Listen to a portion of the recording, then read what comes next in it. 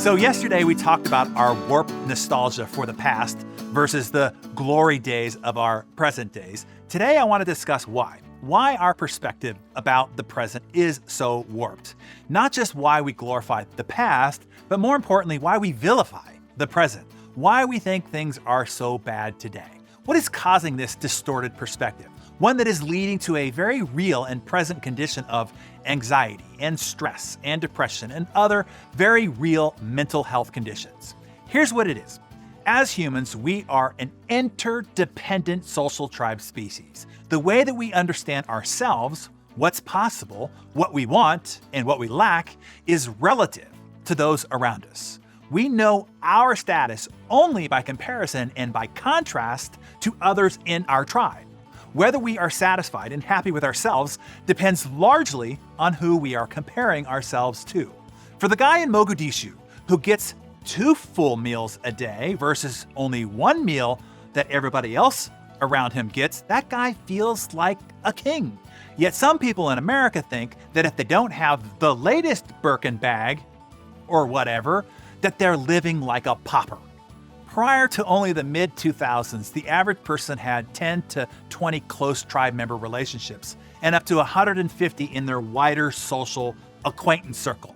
That made one's satisfaction and happiness comparison sample size relatively small, and they were all usually people from the same socioeconomic realm and neighborhood.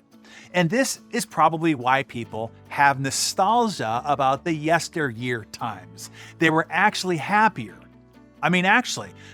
Just not for the reasons that they think. In the mid-2000s, social media became popular. Now the context of your satisfaction and happiness and social comparison become not 10 to 20, not 150. It became an unlimited number of people to compare yourself against, and how you, your body, your relationships, and your life measured up in comparison. The twisted part, of course, is it's not even a real comparison. As you are going about your bored, lonely, and unexciting day, which is probably why you are thumbing through social media to begin with, you are seeing one's greatest hits compared to your average day. And those greatest hits are also highly staged, filtered, and edited.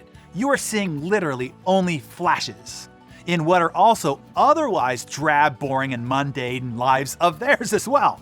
But, and this is what you need to know, this tribal social psychology runs so deep that even if you know the images that you're viewing on social media are manipulated, they will still make you feel insecure about how you look or the inadequacy of your own life. Just seeing other human beings and the contrast to your life unconsciously and psychologically generates feelings of envy, dissatisfaction, fear of missing out, feelings of isolation and loneliness, which impacts your self-esteem, triggers your anxiety, which often leads to mood disorders and depression. This is why I don't go on social media. I just don't at all. Why? Because I am just as human as anyone else. Even if I know that it's all fake and phony narcissism run amok, it doesn't prevent my social comparison psychology from firing and all these internal psychological effects from taking place. It happens automatically within our nervous system.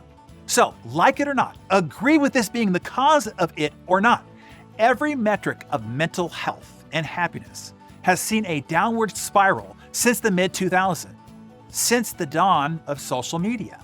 36% of all Americans, including 63% of adolescents, even 51% of mothers with young children, report feeling serious loneliness. Psychological distress is up 73%. Clinical depression is up 37%. 1 in 5 people under the age of 55 have a diagnosed anxiety disorder. And, of course, opioids have become an epidemic.